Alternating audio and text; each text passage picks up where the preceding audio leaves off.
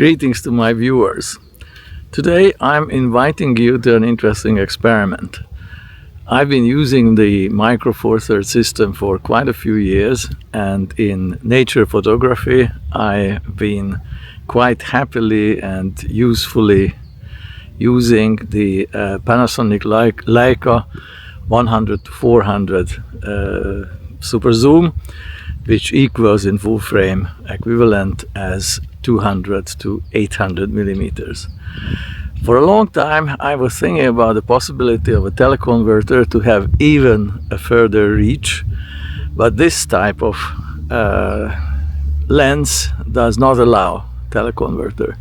And a year ago came out the Mark II version, the second generation of this quite marvelous objective or lens, and it was advertised that it's been accommodated for a teleconverter now.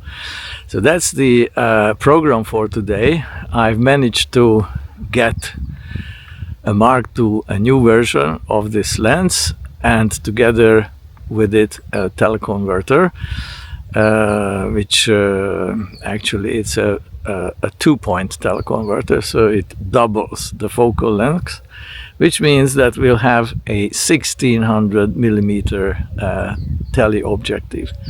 Now, how all this happened, what is the way of attaching it to the lens, and which are the first results, you are going to see on this video. We are in a nature reserve bird sanctuary territory, which is locked between various farmsteads and agricultural lands nearby Szeged, and this is where I'm driving to the location which I've chosen to make this test. Okay, here we are.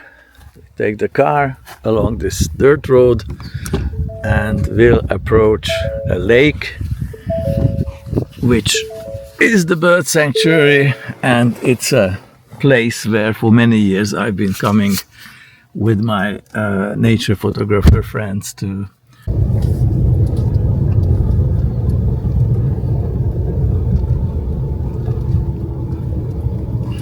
Along our road, the first point of interest is the ruins of an old windmill.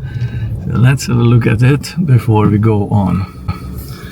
I will have to pull down the window, and as you look out among the trees you can see the ruins of that pretty old building and quite nice romantic site.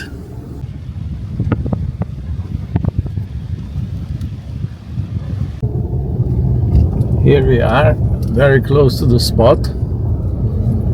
We passed by the last farmstead, and on our left we'll see lake.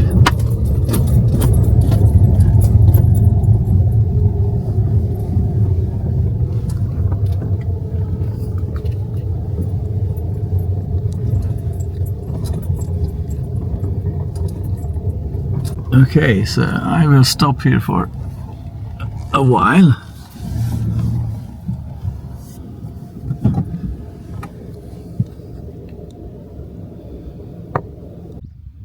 Beautiful landscape, and in front of us there is a canal which we cannot see clearly from this viewpoint, and in the canal water comes onto this basin, and in certain periods seasonally the water floods this whole area, and we have a kind of very shallow lake, have about 20-30 centimeters deep except for the canal. And it's an ideal place for a lot of birds to live, to nest, to raise the kids.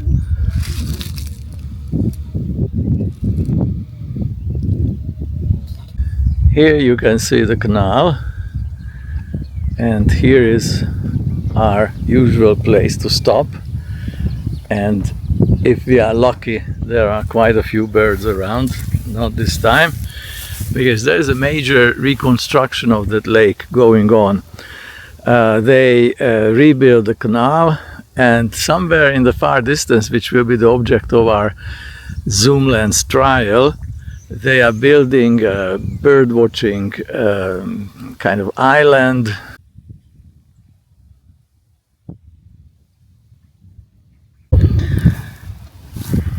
Here are the two lenses. There is absolutely no difference between them. They are the same size, same knobs and buttons on them. Everything is the same except for one thing. This little switch, here it is, and it says on and off. Now this switch will lock the zoom at 210 centimeter. You cannot pull it back because the teleconverter has a kind of a beak or a protrusion, and it has to go into the lens. Here you see that a hole is created and the teleconverter can go into that. But to avoid that the teleconverter, the top of the teleconverter destroys or scratches the lens, which comes back in a lower zoom state, you have to switch this knob to on.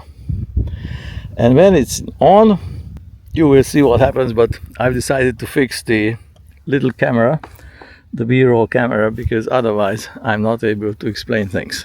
So first of all, we open the little pouch in which the teleconverter came. This is how it looks, and you can open the part towards the lens, and you can see that this is that protrusion, and this goes to the micro four thirds mount. So this is what happens, that if I put this switch on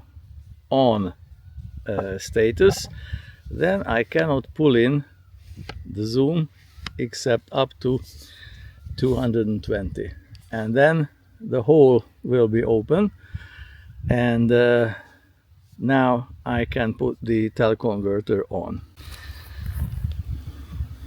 Here is it. You see the protrusion, it goes nicely into the lens. Of course, I have to find the corresponding red spots, and now it's there, it's fixed, and I can put it on the G9 Mark II body, which I prepared. So this is how we look at the moment. I will put the other lens, my old lens, on my OM1 body, and then we are ready to make the comparison. So here is the OM1 body, here is the old lens, which I've used many times during the few years I've been having it, and I click them together. So this is the second gear now, and we can make the comparison. Before I start shooting, I just show you how the two cameras look side by side. Obviously the one with the teleconverter is a bit longer, but not much longer, and not much heavier. So actually in this size, for that weight, having a 16mm super tele, I think it's a very promising thing. But of course the big question will be the image quality. Okay, so I start shooting with the two cameras and the two lenses, and then I will show you the results. The landscape is still beautiful, sky is blue, trees are still bare, but we already feel the coming of the spring. So somewhere over there in the middle of the lake, what you cannot really see with this little camera from here, I try to zoom a bit, but even then it won't be perfect. That's the Wilby bird watching platform, and this is what I'm going to photograph with the two zoom lenses with different settings.